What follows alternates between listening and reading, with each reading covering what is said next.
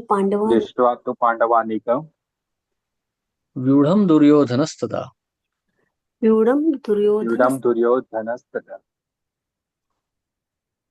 आचार्यमुपसंगम्य आचार्य उपसङ्गम्य आचार्यमुपसंगम्य आचार्यमुपसंगम्य राजा वचनमब्रवीत्। राजा वचन राजा वचनम् अब्रवीत्। संजय ने कहा, हे राजन, पांडु पुत्रों द्वारा सेना की व्यूह रचना देखकर राजा दुर्योधन अपने गुरु के पास गया और उसने ये शब्द कहे। तात्पर्य, धृतराष्ट्र जन्म से अंधा था। दुर्भाग्यवश वह आध्यात्मिक दृष्टि से भी वंचित था। वह यह भी जानता था कि उसी के समान उसके पुत्र भी धर्म के मामले में अंधे हैं, और उसे यह विश्वास था कि पांडवों के साथ कभी समझौता नहीं कर पाएंगे, क्योंकि पांचों पांडव जन्म से ही पवित्र थे। फिर भी उसे तीर्थ स्थान के प्रभाव के विषय में संदेह था। इसलिए संजय युद्ध भूमि की स्थिति के विषय में उसके प्रश्न के मंतव्य को समझ गया। अतः वह निराश राजा को प्रोत्साहित करना चाह रहा था। उसने उसे विश्वास दिलाया कि उसके पुत्र पवित्र स्थान के प्रभाव में आकर किसी प्रकार का समझौता नहीं करने नहीं जा रहे हैं। उसने राजा को बताया कि उसका पुत्र दुर्योधन पांडवों की सेना को देखकर तुरंत अपने सेनापति द्रोणाचार्य को वास्तविक स्थिति से अवगत कराने गया। यद्यपि दुर्योधन को राजा कहकर संबोधित किया गया है, तो भी स्थिति की गंभीरता के कारण उसे सेनापति के पास जाना पड़ा। अतएव दुर्योधन राजनीतिज्ञ बनने के लिए सर्वथा उपयुक्त था। किंतु जब उसने पांडवों की व्यूह रचना देखी, तो उसका यह कूटनीतिक व्यवहार उसके भय को छिपा न सका। हरे कृष्ण। तो भगवत गीता के पहले श्लोक में हमने देखा था,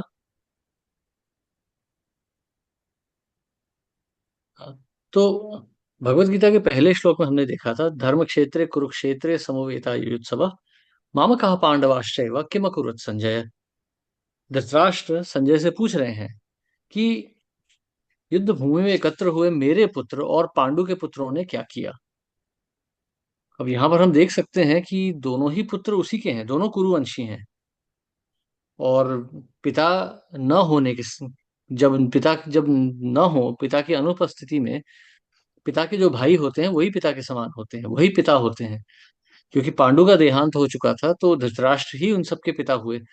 परंतु यहाँ पर अब देख रहे हैं कि धृतराष्ट्र ने अपने पुत्रों को और पांडु के पुत्रों को अलग अलग तरह से, दोनों का अलग अलग वर्णन किया है।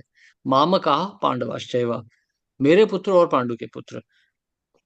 यह जो है, यह एक भौतिक चेतना होती है। मैं और मेरा, अहम ममेति। यह मैं हूं और यह मेरा है।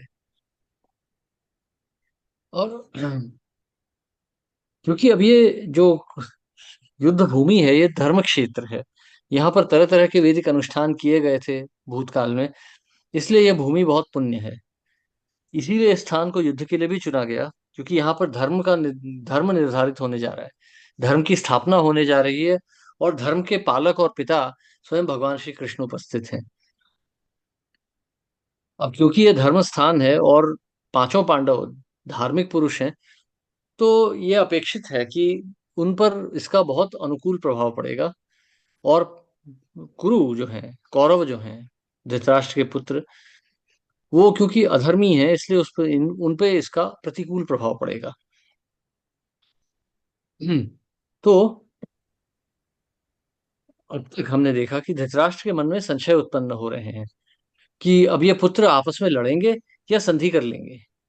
धृतराष्ट्र को संधि नहीं चाहिए थी, धृतराष्ट्र को वो स्वीकार नहीं थी, क्योंकि संधि हो जाती तो राज्य का बंटवारा होता। परंतु धृतराष्ट्र को तो पूरा भारत का साम्राज्य चाहिए, उसे नहीं चाहिए कि हस्तिनापुर का विभाजन हो जाए, हस्तिनापुर और इंद्रप्रस्थ में। हालांकि उसे पता है कि इस युद्ध में उसके पुत्र भी मारे जाएंगे, परंतु फिर भी उसे इतनी लालसा है इस साम्राज्य की कि वो इस हानि को भी सहने को तैयार है। तो अब बूढ़े राजा को सांत्वना देने के लिए संजय कह रहे हैं कि हाँ ठीक है, देखो तुम्हारे पुत्र जो हैं, तुम डरो मत, तुम्हारे पुत्र तुम्हारे ही जैसे अधर्मी हैं। उन्हें इस भूमि का कोई प्रभाव नहीं पड़ने वाला है उनके ऊपर, वो अधर्म के ही मार्ग पर टिके रहेंगे। तो संजय ने कहा, हे राजन, पांडु पुत्रों द्वारा सेना की व्यूह रचना देखकर राजा दुर्योधन अपने गुरु के पास गया और उसने यह शब्द कहे। तो अब अब ये युद्ध जब हो रहा था पांडवों और कौरवों के बीच में, तो ये तो अपेक्षित था कि दोनों तरफ से सेनाएं आएंगी। परंतु दुर्योधन को ऐसा लगा था कि पांडवों के पास कोई सेना हो नहीं सकती। वो तो वनवासी हैं, वनवास से आ रहे हैं, उनका कौन उनका संगी साथी होगा, छोटी मोटी सेना लेके आ जाएंगे। परंतु यहाँ पर जब उसने देखा कि वो पांडवों ने भी इतनी बड़ी सेना जमा कर ली है, तो उसे डर लग गया। उसे तो पता ही था कि यदि ये युद्ध में हारा तो भीम उसको और उसके भाइयों को मार डालेगा। अर्जुन अकेले ही सक्षम है पूरी कुरु सेना के विनाश के लिए, और ऐसी परिस्थिति में वो एक बड़ी सी सेना लेके आ गए, तो ये बहुत बड़ी भय की बात है। तो यहाँ पर कहा जा रहा है धृतराष्ट्र जन्म से अंधा था, दुर्भाग्यवश वह आध्यात्मिक दृष्टि से भी वंचित था। और अब संजय को भी पता है कि वो उसके पुत्र बहुत ही पापी हैं, उन्हें कोई धर्म भूमि का कोई अनुकूल मतलब कोई कोई प्रभाव पड़ने ही नहीं वाला है।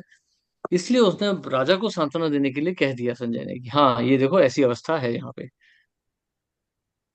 तो अब यहाँ पर हम देख रहे हैं कि किस प्रकार से, यहाँ पर आप देखिएगा कि भगवत गीता का जो प्रारंभ हो रहा है वहां पे कोई उपदेश नहीं आ रहा है। ये जो भगवत गीता का पहला अध्याय है ये भगवत गीता की पृष्ठभूमि होगी। यहाँ पर हम देखेंगे कि भगवत गीता कैसे अपने चेतना में ली जाती है, भगवत गीता को समझा कैसे जाता है। तो अभी तक जो हम वर्णन देख रहे हैं, अब तक हमने देखा है धृतराष्ट्र की मानसिकता, इससे आगे हम देखने जा रहे हैं कि दुर्योधन की क्या मानसिकता है। तो ये धृतराष्ट्र और दुर्योधन और कोई नहीं है, ये हम ही हैं। हम भी आध्यात्म की दृष्टि से अंधे हैं, हमें नहीं पता हम कौन है, ये संसार क्या है। परंतु यहाँ पर हम इस संसार के स्वामी बनना चाहते हैं, इस संसार पे हम अपना साम्राज्य बसाना चाहते हैं। चाहे वो छोटा सा हो, घर परिवार संसार के रूप का हो, या फिर चाहे वो कोई प्रधानमंत्री राष्ट्रपति बन के पूरे एक धरती के बहुत बड़े खंड पर हो। परंतु यह हमारी भी चेतना है कि जो प्रकृति हमारी नहीं है, हम उसके स्वामी बनना चाहते हैं। फिर चाहे वो वैध तरह से बने या अवैध तरह से बने। हम्म। हरे कृष्ण। किसी का कोई प्रश्न या टिप्पणी अभी तक के लिए?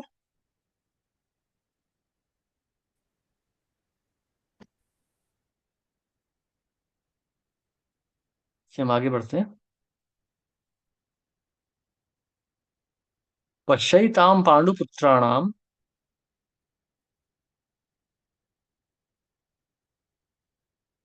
श्लोक 3।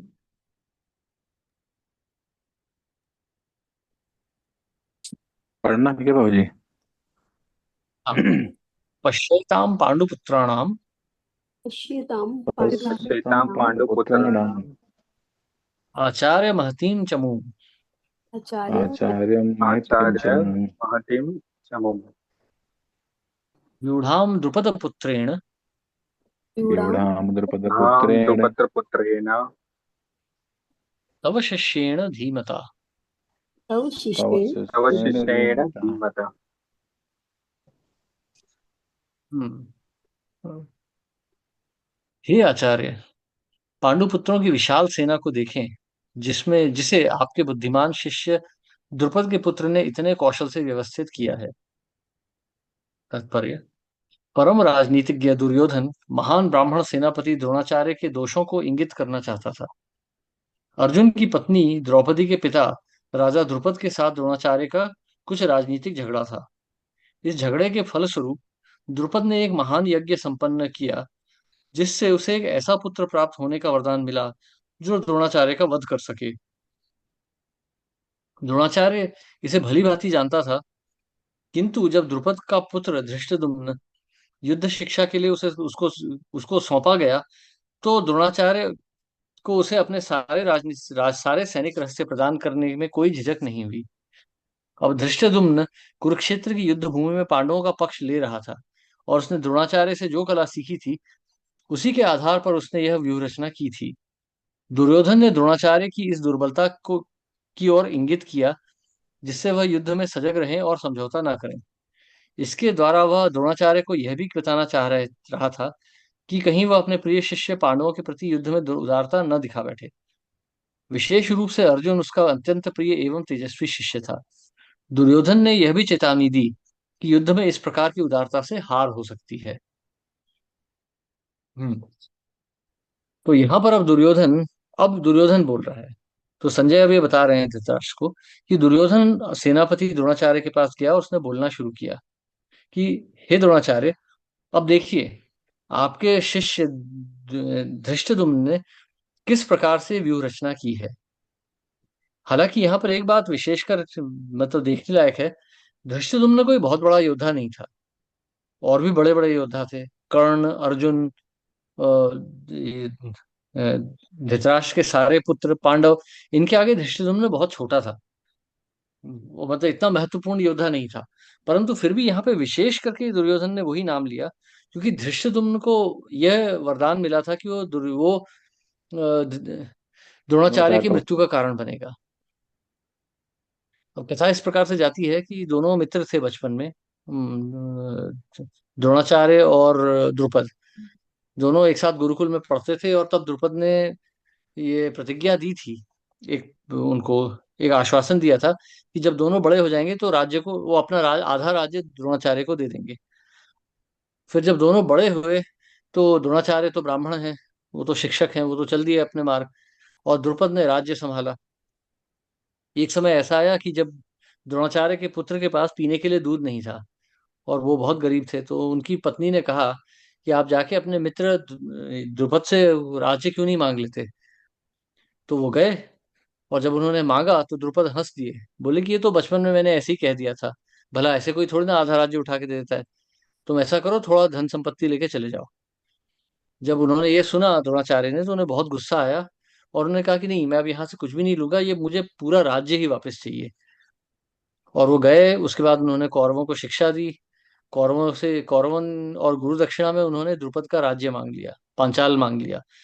तो पांडवों ने वो युद्ध जीत कर द्रुपद को बंदी बना लिया था, और इस प्रकार से द्रुपद का बहुत अपमान हुआ। तो द्रुपद ने यह प्रण लिया कि वो एक ऐसी संतान उत्पन्न करेंगे जो द्रोणाचार्य का वध करेगी। तो वह संतान धृष्टद्युम्न था। धृष्टद्युम्न को यह वरदान था कि वो द्रोणाचार्य की मृत्यु का कारण बनेंगे। अब यह तथ्य जो था, जो ये है ये जो धृतराष्ट्र का पुत्र है, अब ये बताना चाह रहा है यहाँ पर कि अब यहाँ पर दुर्योधन ये बताना चाह रहा है द्रोणाचार्य को कि देखिए ये वही धृष्टद्युम्न है जिसे आपको मारने का वर मिला हुआ है। तो अब इसे आप कोई यहाँ पे दया मत दिखाइए। तो यहाँ पर वो क्या कह रहा है कि देखिए आपके प्रिय शिष्य हैं पांडुपुत्र, परंतु उन्हीं पांडुपुत्रों ने इस धृष्टद्युम्न को सेनापति बना के रखा है, आपके लिए एक भयानक परिस्थिति खड़ी कर रखी है। तो इसलिए अब यहाँ पे उनसे प्रेम मत दिखाइएगा, यहाँ पे सजग होके युद्ध कीजिए।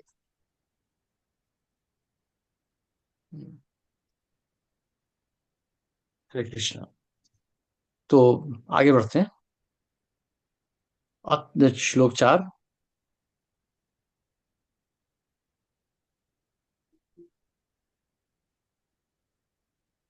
अत्र शूरा महेश्वासा अतिशूरा अत्र महेश्वास शूरा महेश्वास भीमार्जुन समायुधि भीमा अर्जुन समायुधि अर्जुन समायुधि भीमार्जुन समायुधि युयुधानो विराटश्च युयुधानो विराट युधानो युधानो विराटस्य च विराटस्य द्रुपदश्च महारथ।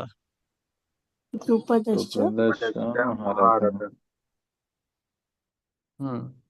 कोई पढ़ना चाहेगा इसका अनुवाद और तात्पर्य? मैं ट्राई तो मुझे हाँ, कीजिए, पढ़िए। Thank you. इस सेना में भीम और अर्जुन के समान युद्ध करने वाले अनेक वीर धनुर्धर हैं, यथा महारथी युयुधान, विराट और द्रुपद। तात्पर्य भाई श्री प्रभुपाद द्वारा। यद्यपि युद्ध कला में द्रोणाचार्य की महान शक्ति के समक्ष धृष्टद्युम्न महत्वपूर्ण बाधक नहीं था, किंतु ऐसे अनेक योद्धा थे जिनसे भय था। दुर्योधन इन्हें विजय पथ में अत्यंत बाधक बताता है, क्योंकि इनमें से प्रत्येक योद्धा भीम और अर्जुन के समान दुर्जय था। उसे भीम और अर्जुन के बल का ज्ञान था, इसलिए वह अन्यों की तुलना इन दोनों से करता है। Hare Krishna. Thank you. Thank you.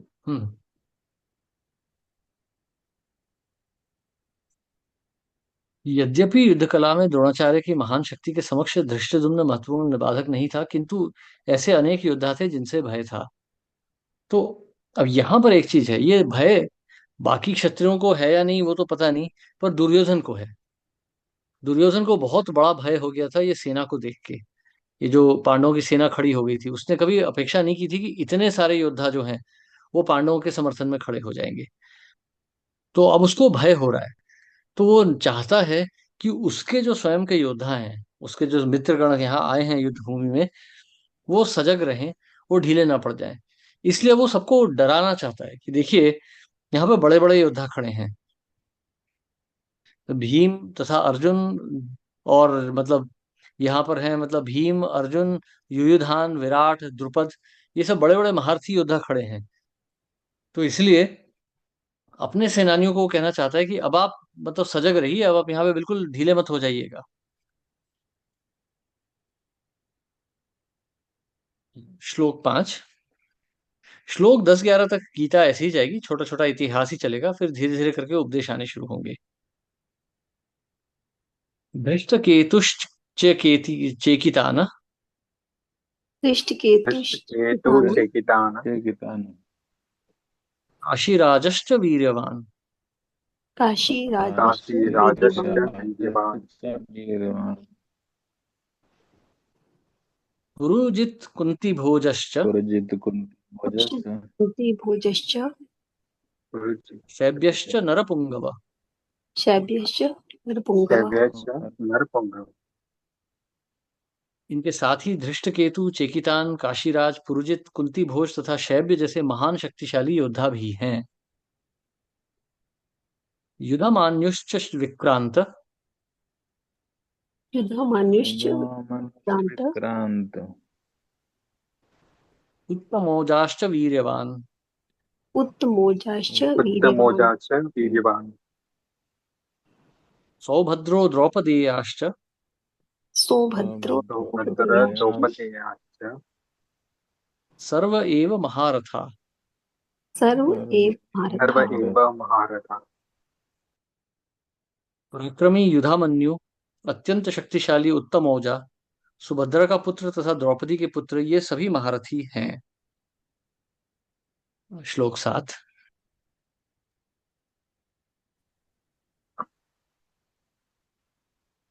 अस्माकं तु विशिष्टा ये, अस्माकं तु अस्माकं तु विशिष्टाये तान्निबोध द्विजोत्तमम्, तान्निबोध तान्ये द्विजोत्तमम्। बोध द्विजोत्तमम्। नायका मम सैन्यस्य, नायका मम नायका सैन्यस्य मम सैन्यस्य संज्ञार्थं तन् ब्रवीमि ते। संज्ञार्थं तं संज्ञार्थ ब्रवीमि। तं किंतु हे ब्राह्मण श्रेष्ठ, आपकी सूचना के लिए मैं अपनी सेना के उन नायकों के विषय में बताना चाहूंगा जो मेरी सेना को संचालित करने में विशेष रूप से निपुण हैं।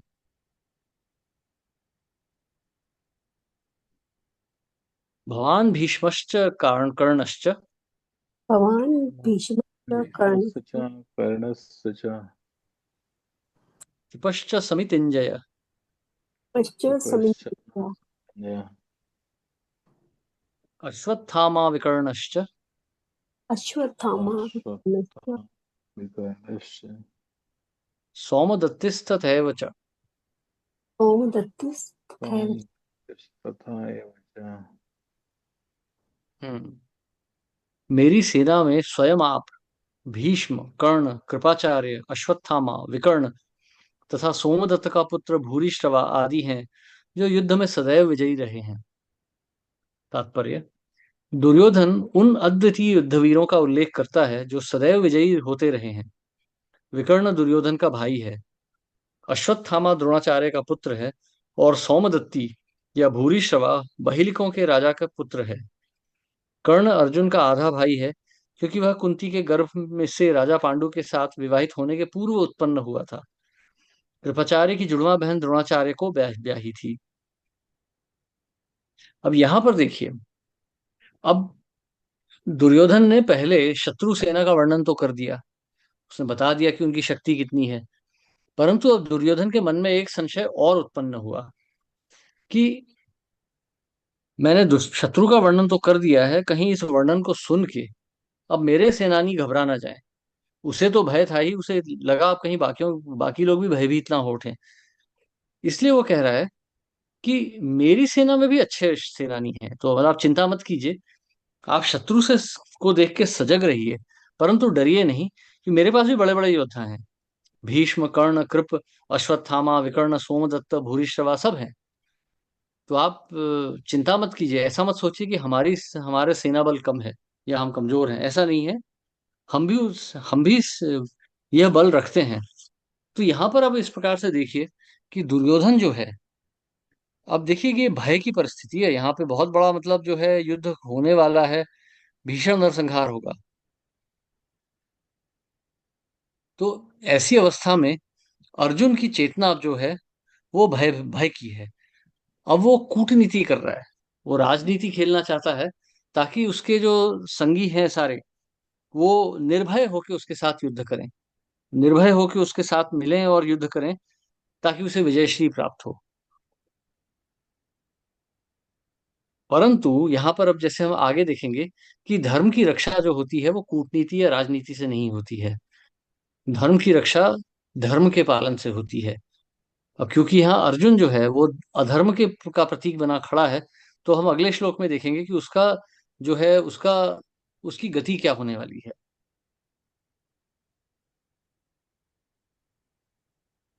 अन्य श्लोक अर्जुन ने 9। कोई दुर्योधन, हाँ प्रभु। कृष्णा आपने प्रभु, अर्जुन का कुछ प्रश्न है नाम आपका? लिया, दुर्योधन खड़ा है धर्म के। हाँ दुर्योधन, हाँ सॉरी। मैं कह रहा हूँ दुर्योधन प्रभु जी अधर्म का आपने प्रतीक अर्जुन खड़ा का नाम लिया। है। सॉरी। सॉरी। हम्म। श्लोक 9। अन्ये च बहवः शूरा अन्य च बहवः शूराः जी, मदर्थे त्यक्त असुरा जीविता मदर्थी त्यक्त जीविताः मद अर्थे तो जीविका है। नाना शस्त्र प्रहरणा नाना शस्त्र नान शस्त्र प्रहारिणा सर्वे युद्ध विशारदा। सर्वे युद्ध विशारद।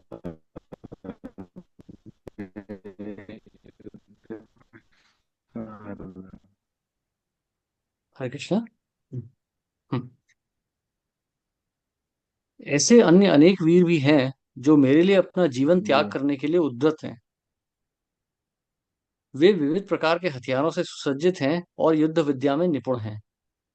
तात्पर्य, जहां तक अन्यों का, यथा जयद्रथ, कृतवर्मा तथा शल्य का संबंध है, वे सब दुर्योधन के लिए अपने प्राणों की आहुति देने के लिए तैयार रहते थे। दूसरे शब्दों में, यह पूर्व निश्चित है कि वे सब पापी दुर्योधन के दल में सम्मिलित होने के कारण कुरुक्षेत्र के युद्ध में मारे जाएंगे। निस्संदेह अपने मित्रों की संयुक्त शक्ति के कारण दुर्योधन अपनी विजय के प्रति आश्वस्त था। दुर्योधन ने जो इस शब्द का प्रयोग किया है कि वह सब मेरे लिए युद्ध देने को तैयार हैं, त्यक्त जीविता जो शब्द का प्रयोग किया है, ये एक प्रकार से जैसे हम कहेंगे एक भविष्यवाणी कर चुका है वो, कि अब सभी का यहाँ पर वध होगा। वो जीवन देने के लिए तैयार खड़े हैं, उनका जीवन ले लिया जाएगा, क्योंकि उन सब ने अधर्म का साथ दिया है। और यहाँ पर धर्म के प्रतीक श्री भगवान श्री कृष्ण स्वयं है यहाँ पर। तो यहाँ पर उनका अंत निश्चित है। जैसे भगवत गीता के अंत में संजय कहेंगे, यत्र योगेश्वरः कृष्णो यत्र पार्थो धनुर्धरः तत्र शीर विजयोर भूतिर ध्रुवा नीतिर मतेर्ममा। क्योंकि धर्म के प्रतीक भगवान श्री कृष्ण स्वयं यहाँ है, और धर्म के रक्षक अर्जुन स्वयं वहां खड़े हैं। योगेश्वर कृष्ण है और धनुर्धर वीर अर्जुन है। तो युद्ध का निर्णय जो है वो तो निश्चित है। अर्थात इस युद्ध में जो है वो विजय तो पांडवों की ही होनी निश्चित है। और इसका अर्थ यह भी होता है कि इसका अर्थ यह भी होता है कि यहाँ पर दुर्योधन और उसके सभी संगी मृत्यु को प्राप्त होंगे। हरे कृष्ण। किसी का कोई प्रश्न या टिप्पणी?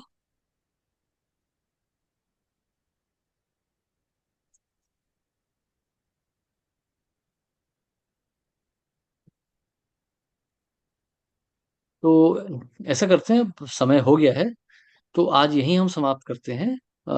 जब हम गुरुवार को मिलेंगे तो हम श्लोक 10 से आगे पढ़ना शुरू करेंगे। दुर्योधन का वर्णन आगे तक थोड़ा सा चलेगा और उसके बाद में फिर अर्जुन का वर्णन शुरू होगा। तो ये भगवत गीता की पृष्ठभूमि है। यहाँ पर इस अध्याय में हम ये देखने जा रहे हैं कि कैसी परिस्थिति में कैसे चिंतन से हमें भगवत ज्ञान प्राप्त हो सकता है। हमारे सभी आचार्य कहते हैं कि भगवत गीता एक ऐसा शास्त्र है, सारे वेदों का सारे वेदों का सार उपनिषदों में मिलता है और सारे उपनिषदों का सार भगवत गीता में है। भगवत गीता को गीतोपनिषद भी कहा जाता है। सभी शास्त्रों का सार है ये। केवल 700 श्लोक हैं जो 18 अध्याय में बटे हुए हैं। जो व्यक्ति भगवत गीता को समझ गया ध्यान से, उसे इसी जीवन में मुक्ति प्राप्त हो सकती है। इसी जीवन के बाद जब वो शरीर त्यागेगा तो उसे वापस इस भौतिक जगत में दोबारा जन्म नहीं लेना पड़ेगा। परंतु यही है कि गंभीरता से भगवत गीता को समझना अति आवश्यक है। तो मेरा आपसे निवेदन है कि आज हमने 9 श्लोक पढ़े हैं। यदि आपके पास भगवत गीता है तो बहुत अच्छा है, यदि नहीं है, इंग्लिश या हिंदी में आप पढ़ सकते हैं, इंग्लिश हिंदी मराठी जिस भाषा में आप पढ़ना चाहते हैं। यदि नहीं है तो आनंद राम प्रभु वो लिंक शेयर कर देंगे यहीं पे, आप उसे ऑनलाइन भी पढ़ सकते हैं अंग्रेजी में। तो